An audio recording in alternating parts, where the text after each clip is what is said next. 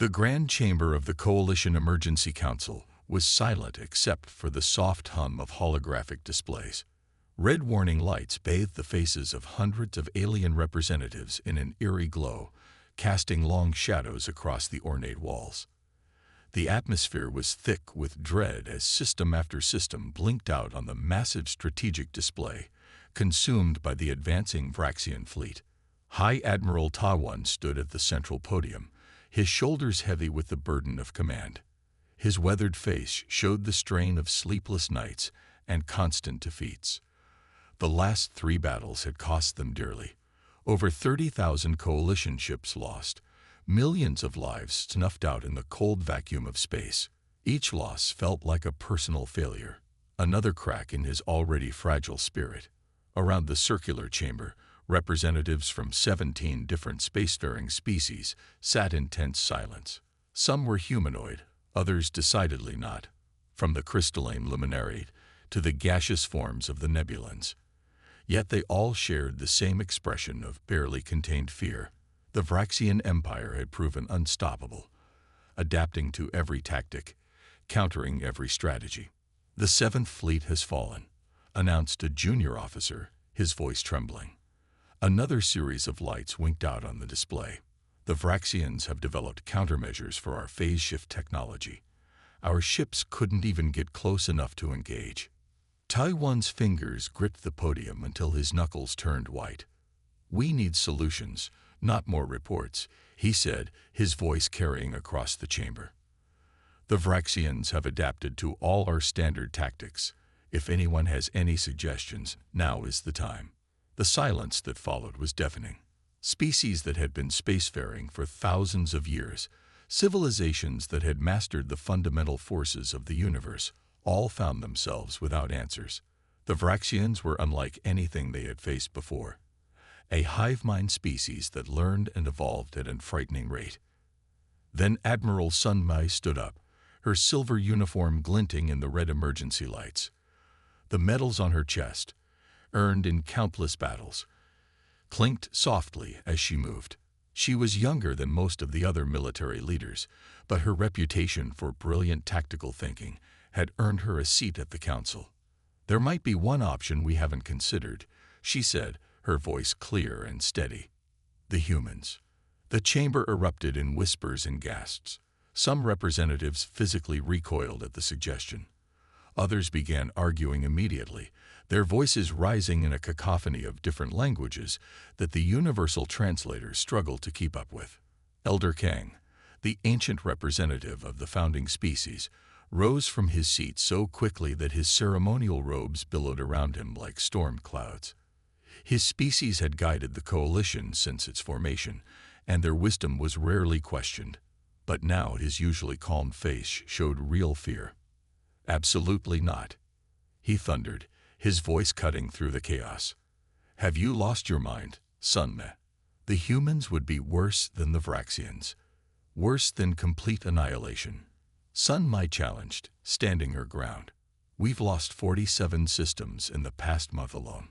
The Vraxians aren't just defeating us, they're consuming entire worlds. At least the humans can be reasoned with." "Reasoned with?" Elder Kang laughed, but there was no humor in it. "Have you forgotten what a single human ship did to the Centaurian defense fleet? Have you forgotten about the Gateway incident, or perhaps the Titan solution?" "I haven't forgotten," Sun Mai replied calmly. "That's exactly why we need them." Taiwan raised his hand for silence, and the chamber gradually quieted. He had served long enough to know that both Sun Mai and Elder Kang had valid points. The humans were indeed dangerous, perhaps the most dangerous species they had ever encountered. But they were also bound by strict moral codes and had shown a remarkable capacity for alliance building. "Explain your reasoning, Admiral," he said, giving Sun Mi the floor. "Help us understand why we should risk introducing such an unpredictable element into this war." Sun Mi stepped into the center of the chamber, her footsteps echoing. The holographic display shifted at her command, showing the current battle lines. Red for Vraxian territory, blue for coalition space, with the border between them shrinking day by day. The Vraxians adapt to everything we do because we're predictable, she began. We fight according to established doctrine, proven strategies, historical precedent. But the humans, she smiled. The humans don't fight like anyone else in the known galaxy. A new alarm blared, and another system went dark on the display. The timing couldn't have been more perfect to prove her point. The chamber fell into an uneasy silence as the representatives contemplated their options. Face certain defeat against the Vraxians, or unleash something that might be even more terrifying. Tud-1 looked around the chamber, studying the faces of each representative.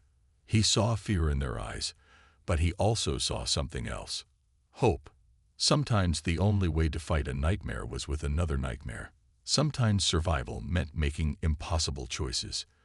Tell us more, he said to Sunmei. Tell us everything about the humans, and why you think they might be our last hope. The fate of the coalition, of countless civilizations and billions of lives, hung in the balance as Sunmei prepared to make her case. And somewhere, in the vast darkness of space, the Vraxian fleet continued its relentless advance, unaware that their greatest nightmare might soon be unleashed upon them. The memory was still fresh in Sunmei's mind as she began her explanation to the council. 6 cycles ago, when she had been a mere captain commanding a first contact expedition, she had learned firsthand why humans were different from any species in known space. It had started as a routine mission. 3 coalition dreadnoughts, massive ships each spanning 5 kilometers in length, had detected unusual energy signatures near the 4th planet of Sol. The readings suggested a developing civilization, but nothing that should have concerned ships of their class. They had expected to find a young species taking its first steps into space, perhaps with a few primitive orbital platforms. Instead, they found Mars already transformed. Vast dome cities dotted the red planet's surface, and orbital rings circled its equator.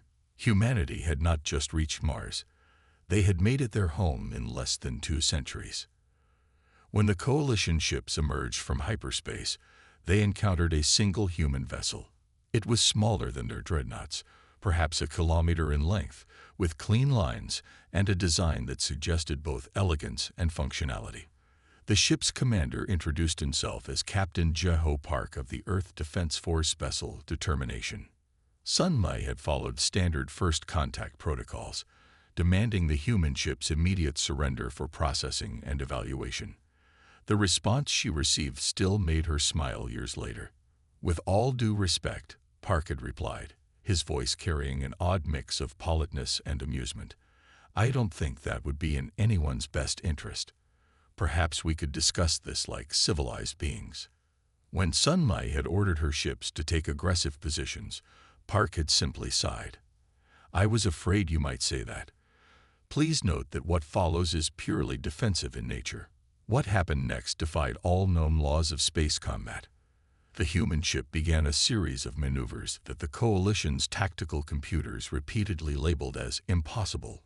Park's vessel danced between the dreadnoughts, using Mars gravity well like a slingshot, each movement precise and calculated. Final warning, Park had broadcasted. We've noticed an unusually large solar flare building up. It would be safer if you move your ships to a different position. Sunmei had ignored the warning, assuming it was a desperate bluff. That was her first mistake. Her second was not realizing that the human ship's erratic movements had actually been carefully positioning her dreadnoughts in a very specific formation. The solar flare that Park had noticed erupted exactly when his ship completed its final maneuver. Somehow, he had calculated not just the flare's timing, but its exact magnitude. The human ship rode the wave of solar plasma like a surfer, while the coalition dreadnoughts found themselves caught in a magnetic bottleneck of Park's creation. 2 of Sunmei's ships lost all power instantly, their shields overwhelmed by the precisely directed plasma stream. Her own vessel, the flagship, survived only because Park had deliberately positioned it in a slightly different angle. With 2 dreadnoughts dead in space and her own ship's systems barely functioning, Sunmei had expected the human vessel to press its advantage. Instead, she received another transmission from Park. Now that the excitement is over, Would you care to join me for tea? I have a lovely Darjeeling that I've been saving for a special occasion."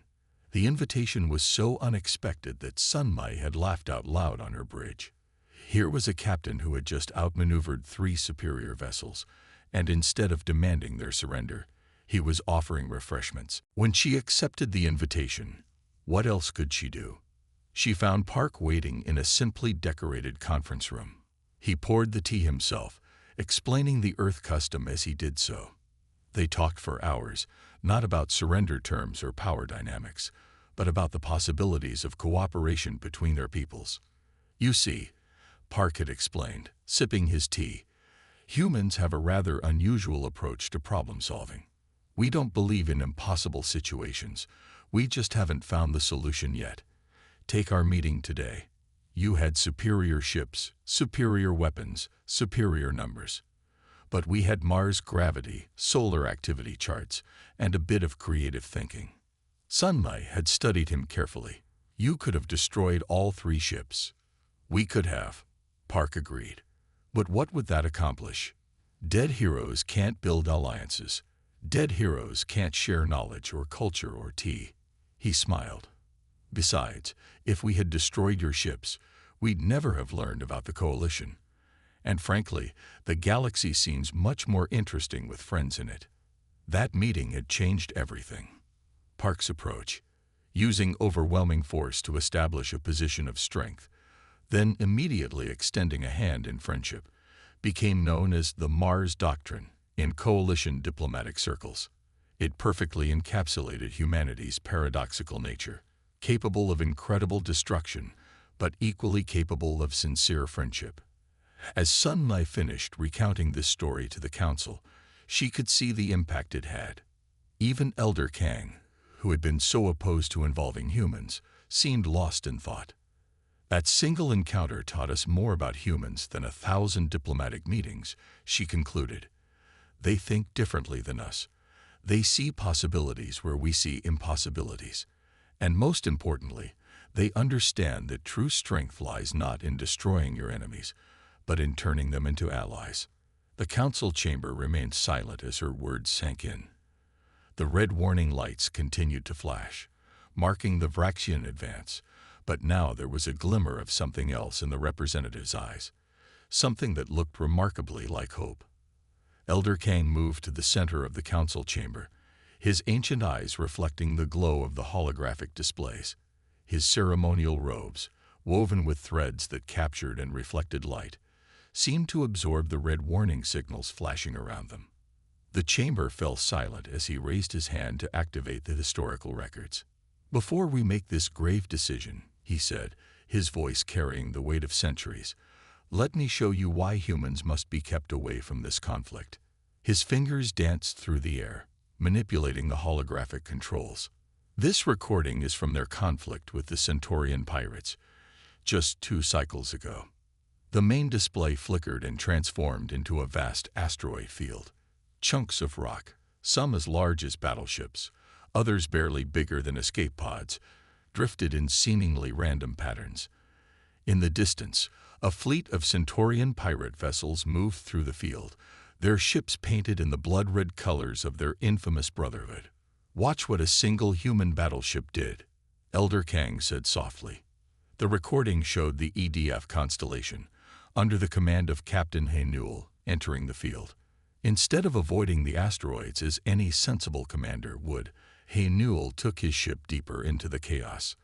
The council members watched in stunned silence as the human vessel began executing a series of precise maneuvers. "At first, we thought this was suicide," Kang explained. "Then we realized what they were doing." The human ship fired its maneuvering thrusters in short, calculated bursts. Each burst seemed random, but slowly a pattern emerged. The asteroids began moving in new ways, their natural orbits subtly altered by the ship's passage. Captain He Newell had somehow calculated the gravitational effect of every single rock in that field. Kang continued. Not just their current positions, but where they would be minutes, even hours later. The recording showed the Centaurian pirates realizing too late what was happening. As they moved to engage the human ship, the first asteroids began hitting their vessels. Not by chance, but in a carefully orchestrated cascade of collisions. Each impact drove more rocks into new trajectories, creating a chain reaction that swept through the pirate fleet like a tide of stone. 17 pirate vessels destroyed, Kang reported, without the human ship firing a single weapon. The council members shifted uncomfortably in their seats, but Elder Kang wasn't finished. His hands moved again, bringing up another recording. "And this," he said, his voice growing harder, "is what they call improvisational warfare. This incident occurred just one cycle ago." The new recording showed a small human corvette, the EDF Swift Justice, commanded by Lieutenant Jinnah. The tiny ship was surrounded by a battle group of rebel vessels, each one 3 times its size. Traditional tactical doctrine would have called for immediate surrender. "Watch what this human lieutenant did when faced with impossible odds," Kang said. The recording showed Jinnah's corvette performing what appeared to be a standard evasive pattern. But something was different. Energy readings from the ship's reactor began spiking in unusual ways. "She wasn't running," Kang explained. "She was modifying her ship's reactor core." In the middle of combat, with no preparation, this human officer converted a standard fusion reactor into a makeshift pulsar. The council chamber erupted in gasps as they watched the corvette's final moments. The ship's reactor, never designed for such output, created a brief but devastating pulse of energy that rippled through space. When the light faded, the rebel battle group had been reduced to drifting debris. Lieutenant Jinnah and her crew sacrificed themselves, Kang said quietly. One ship, 30 crew members, to destroy an enemy force of over 2,000. He turned to face the council, his ancient eyes now filled with a mixture of fear and respect. These are not isolated incidents. This is how humans think. This is how they fight. They don't see ships as just weapons. They see everything as a potential weapon. Asteroids, solar flares, their own reactors, even space itself becomes a tool in their hands. The chamber remained silent as Elder Kang called up more recordings. A human mining vessel using its drilling equipment to cut through a dreadnought's hull. A cargo ship venting its hold of industrial coolant to freeze an enemy fleet's sensors. Each example more creative and terrifying than the last. "You want to invite these beings into our war?" Kang asked, his voice rising. "You want to give them access to our technology, our tactical data, our strategic positions. They turned an asteroid field into a weapon of mass destruction. They converted a ship's power plant into a star. What do you think they will do with gravimetric torpedoes, with phase shifters, with temporal disruptors?" The recording continued to play behind him, showing more examples of human ingenuity in warfare. Each demonstration seemed to make the council members sink further into their seats. "And remember," Kang said, his voice dropping to almost a whisper, "these recordings show what humans do when they're fighting defensively, when they're holding back, when they're trying to minimize casualties. What do you think they will do when we ask them to fight an offensive war? When we give them permission to unleash their full potential?" The chamber remained silent as the final recording faded away. The only sound was the continuing alert signals warning of the Vraxian advance. Each member of the council faced the same terrible choice: face annihilation at the hands of the Vraxians, or invite in a species that could be even more devastating. The emergency alert klaxon cut through the council chamber like a knife, silencing all debate. The holographic display erupted with new data streams, painting a picture of disaster that made even Elder Kang's warnings about humans seem distant and academic. "Priority transmission from Sector 7, announced the communications officer, her voice trembling. "The Vraxian fleet has broken through our defensive line. They've..." She paused, checking the data again as if hoping it would somehow change. "They've destroyed the 7th Fleet. Admiral Dong Huk's forces have suffered catastrophic losses." The display showed the brutal reality. Where once a proud coalition fleet had stood guard over 3 inhabited systems, now only debris fields remained. Dong Huk had been one of their best commanders, a tactical genius who had won countless battles. His fleet had been state-of-the-art, equipped with the Coalition's latest defensive technologies. None of it had mattered.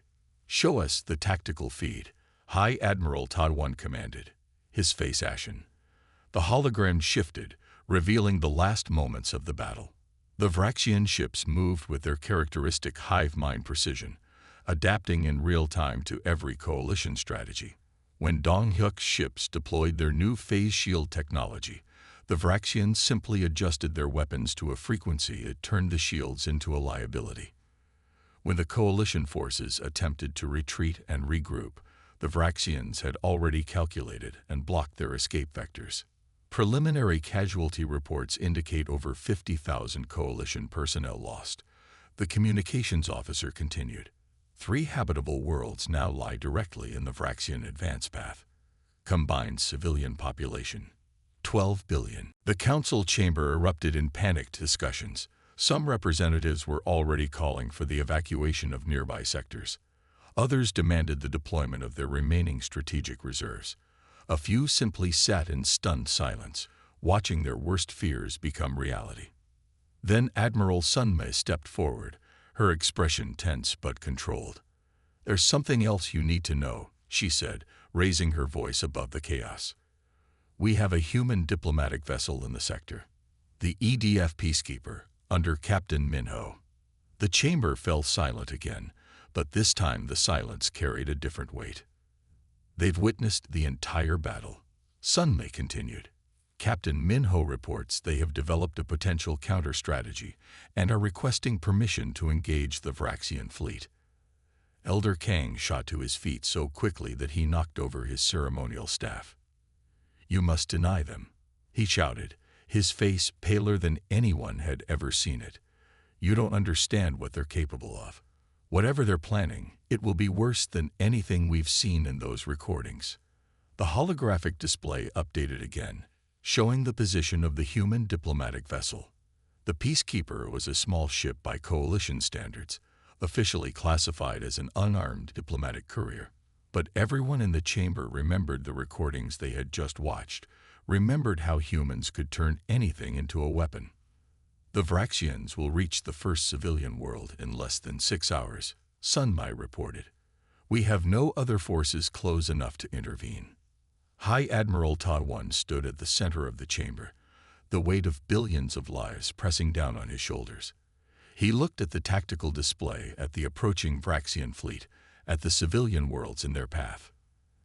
Then he looked at Elder Kang, who was still pleading for caution, still warning about the unpredictable nature of human warfare.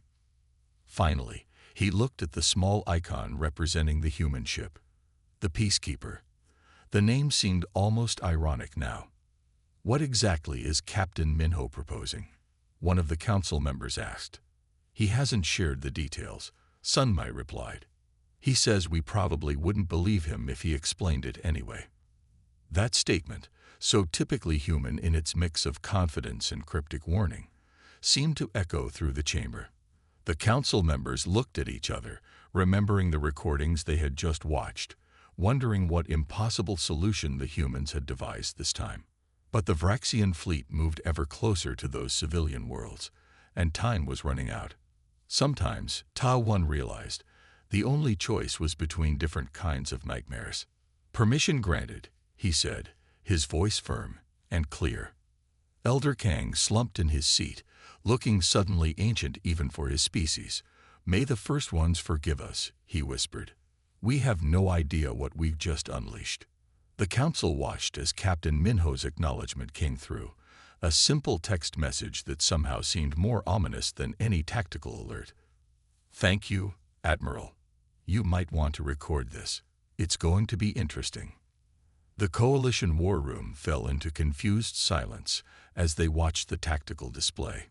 Captain Minho's ship, the Peacekeeper, was moving away from the Vraxian fleet at full speed. This was not the heroic charge into battle they had expected, or feared, from the humans. "Are they retreating?" someone asked in disbelief. Before Admiral Ta 1 could respond, 3 new signatures appeared on the tactical display. Human vessels had dropped out of hyperspace at the sector's edge. The EDF Stormbreaker, Thunderchild, and Wayfinder, all under the command of Commander Yunji. 4 human ships against a Vraxian battle fleet. Elder Kang scoffed. Even humans aren't that. He trailed off as he watched the display more closely. What are they doing? The 4 human ships had begun moving in strange patterns. They seemed to be dancing around each other, their trajectories forming complex geometric shapes in space. Their movements appeared random at first, but there was an underlying precision to them that suggested purpose. "They're measuring something," said Sunma suddenly, her eyes narrowing as she studied the display. "Look at their sensor patterns." The human ships were indeed emitting unusual sensor pulses, focusing them on what appeared to be empty space. Except it wasn't empty. Their scans were centered on a dwarf planet that hadn't even been worth mentioning in the sector's strategic database. "That's just a captured asteroid," one of the council members said. "Barely worth calling a dwarf planet. What could they possibly?" Commander Yunji's voice cut through the chamber, addressing Captain Minho. "Magnetic field readings confirmed. It's even better than we hoped. Are you seeing these iron core readings?" "Affirmative," Minho replied. "Perfect crystalline structure. Someone up there loves us today." Elder Kang leaned forward, his ancient eyes widening with sudden understanding. "The planet's core. It's pure magnetite with natural crystalline formations. But surely they can't be planning to." The human ships had begun their next phase. The Peacekeeper and Stormbreaker positioned themselves at opposite poles of the dwarf planet, while the Thunderchild and Wayfinder took up equatorial positions. "Energy spike detected," announced the sensor officer. "The human ships are. They're channeling power directly into the planet's core."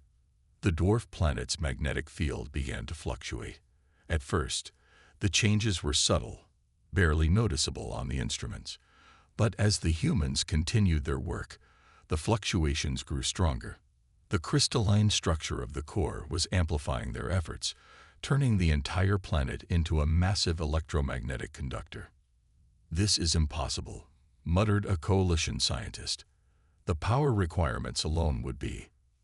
"They've converted their engines to become magnetic pulse generators," Sunmai realized. "They're not using their ships as weapons. They're using them as power sources to turn that entire planet into a weapon." The tactical display showed the Vraxian fleet continuing their advance, seemingly unaware of the trap being laid. Their hive mind tactics had always relied on sophisticated electronic systems and neural networks, systems that would be particularly vulnerable to a massive electromagnetic pulse. "Energy readings are off the scale," reported the sensor officer. "The planet's magnetic field has been amplified by a factor of..." "This can't be right." "A factor of 10,000. Commander Yunji's voice came through again. "Field is stable.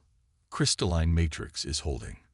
"Captain Minho, would you like to do the honors?" "With pleasure," Minho replied. "All ships, execute Protocol Thunderbolt on my mark."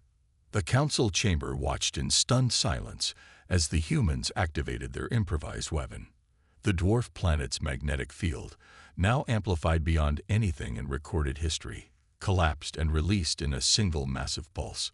The electromagnetic wave expanded outward at near light speed, perfectly focused by the humans' careful positioning.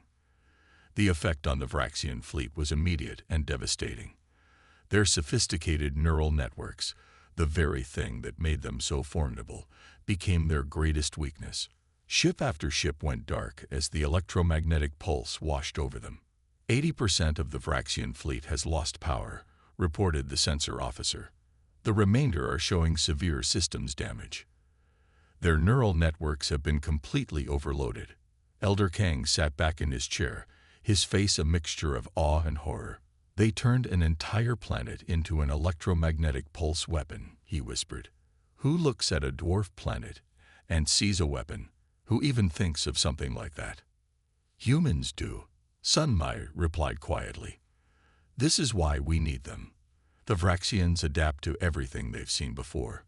But humans don't think like anyone else in the galaxy." The tactical display showed the human ships moving to secure the disabled Vraxian vessels. Captain Minho's voice came through one final time. Sector secured. Requesting coalition support for prisoner processing and salvage operations. Oh, and you might want to send some scientists. We've discovered some interesting properties of planetary magnetic fields that your physicists might want to study. The casual tone of his last comment sent a shiver through the council chamber.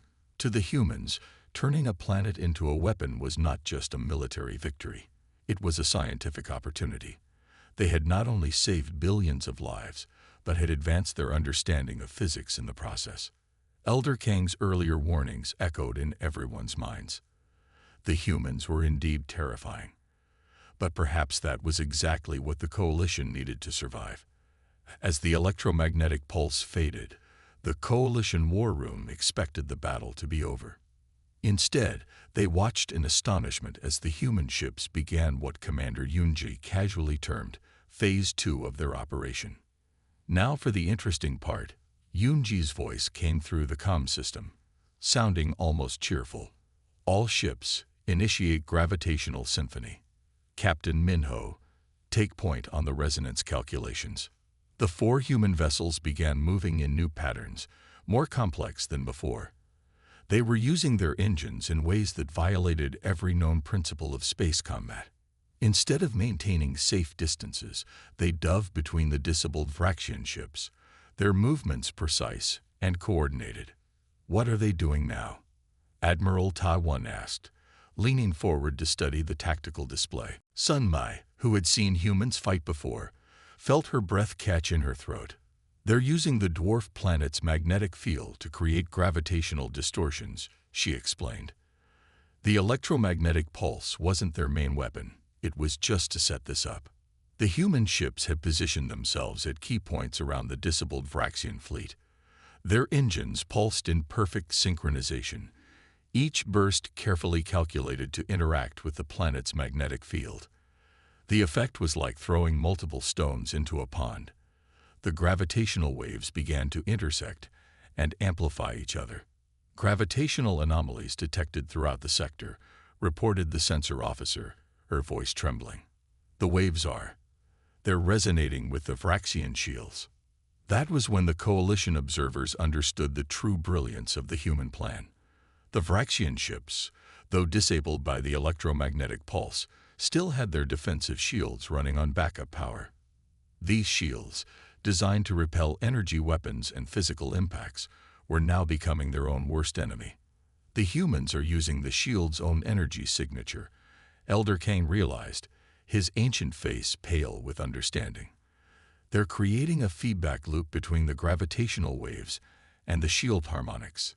Across the battlefield, Vraxian ships began to tear themselves apart. Their shields, trying to compensate for the gravitational distortions, drew more and more power from their backup systems. But the humans had calculated everything perfectly. Each power spike in the shields created new gravitational distortions, which in turn forced the shields to draw even more power. It's like watching a cascade failure in slow motion, one of the coalition scientists muttered. They've turned the fundamental forces of physics into a weapon. Commander Yunji's voice came through again. Watch this part. It's my favorite. All ships, execute movement pattern Delta. Let's show them our grand final. The human vessels adjusted their positions one final time, creating what Captain Minho called the resonance peak. The gravitational waves reached their maximum amplitude just as the Vraxian shields hit their power limit. The result was spectacular and terrifying. Ships that had survived countless battles against the coalition's most powerful weapons were crushed like empty drink containers. Others were torn apart by gravitational shear forces, their hulls splitting along stress lines that the humans had precisely calculated. A few simply imploded as localized space-time distortions played havoc with their internal structures. This is exactly what I was afraid of, Elder Kang whispered, watching the destruction unfold. They don't just break the rules of warfare, they break the rules of reality itself. The human ships continued their deadly dance, conducting their gravitational symphony, with the precision of musicians performing a complex piece. Each movement was calculated to maintain the cascade effect until not a single Vraxian vessel remained intact. When it was over, Commander Yoonji made one final transmission. Sector cleared. Minimal collateral damage to surrounding space-time fabric. We'll need to let the gravitational waves dissipate for about 6 hours before it's safe for Coalition ships to enter the area. Also, we've collected some fascinating data on shield harmonics and gravitational resonance. Your science division might want to take a look. The Coalition war room remained silent for a long moment after the transmission ended. They had just witnessed something that would revolutionize their understanding of both physics and warfare.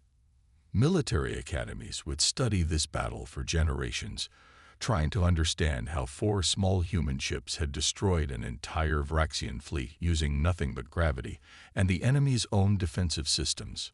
"Well," Sun Mai said finally, breaking the silence, "I believe this answers the question of whether we should accept human assistance against the Vraxians." Elder Kang nodded slowly, his earlier protests forgotten in the face of what they had witnessed. "Indeed, though I suspect we may have traded one type of nightmare for another." The tactical display continued to show the aftermath of the battle. A graveyard of Vraxian ships, destroyed not by conventional weapons, but by the laws of physics themselves. And in the middle of it all, 4 human vessels, already beginning to collect data for their scientific analysis of what they had just achieved. It was a clear message to both allies and enemies. Humanity had arrived on the galactic stage, and they had brought their own unique understanding of warfare with them. 3 days after what was already being called the Symphony Battle, the Coalition Emergency Council reconvened in their grand chamber. The emergency lights had been replaced with standard illumination, but the tension in the room remained palpable.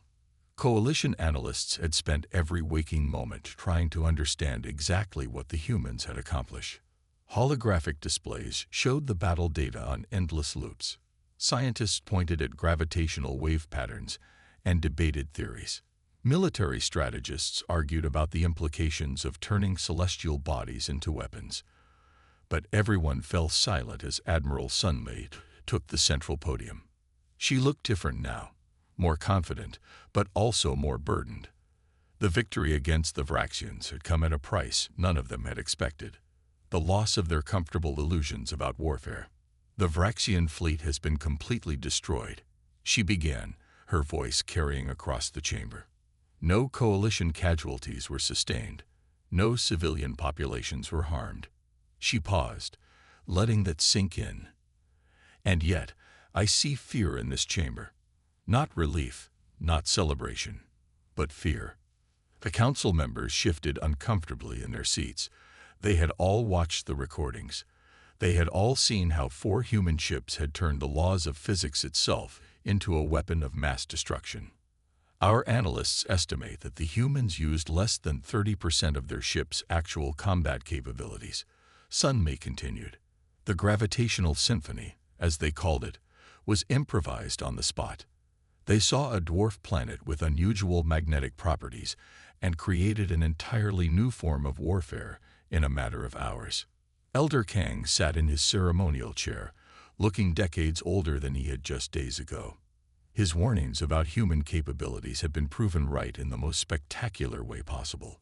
Yet now he seemed resigned rather than fearful. "The humans have already submitted 12 different papers to our scientific community," Sun Mai added. "Their battle analysis includes breakthrough theories in gravitational mechanics, shield harmonics, and magnetic field manipulation. They see warfare not just as a means of victory, but as an opportunity for scientific advancement." The chamber erupted in murmurs. This was perhaps the most terrifying aspect of humanity: their ability to transform destruction into discovery, to find knowledge in the midst of chaos.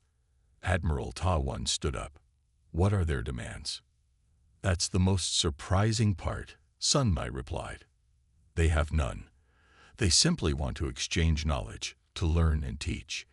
Captain Minho specifically requested access to our historical records about space combat, saying, and I quote, 'There must be so many fascinating tactical approaches we haven't considered yet.' The idea of humans finding new ways to wage war sent a collective shiver through the council, but they all understood the reality of their situation. The Vraxians were still out there, and they would adapt to this defeat just as they had adapted to everything else. Sun Mi took a deep breath. I moved to formally invite the humans to join the Coalition Defense Force. The chamber fell silent. Everyone knew this moment would come, but facing it was another matter entirely. They had all seen what humans were capable of. The thought of giving them access to Coalition military technology and tactical databases was terrifying. Then Elder Kang stood up, his ancient frame straightening with effort. "I second the motion," he said, his voice carrying the weight of centuries. "Better to have them as allies then." He paused, then simply added, "Better to have them as allies." The voting was unanimous, though many hands trembled as they were raised. As the motion passed, Captain Minho's final transmission played through the chamber. "Looking forward to sharing more of our unique tactical perspectives with our new allies. We have so many ideas to discuss." The casualness of his tone, the eager anticipation in his voice, made several council members flinch. They had just allied themselves with a species that saw the manipulation of fundamental forces as a routine tactic, that treated the laws of physics as mere suggestions. The voting was unanimous, though many hands trembled as they were raised. As the motion passed, Captain Minho's final transmission played through the chamber. "Looking forward to sharing more of our unique tactical perspectives with our new allies. We have so many ideas to discuss." The casualness of his tone, the eager anticipation in his voice, made several council members flinch. They had just allied themselves with a species that saw the manipulation of fundamental forces as a routine tactic, that treated the laws of physics as mere suggestions.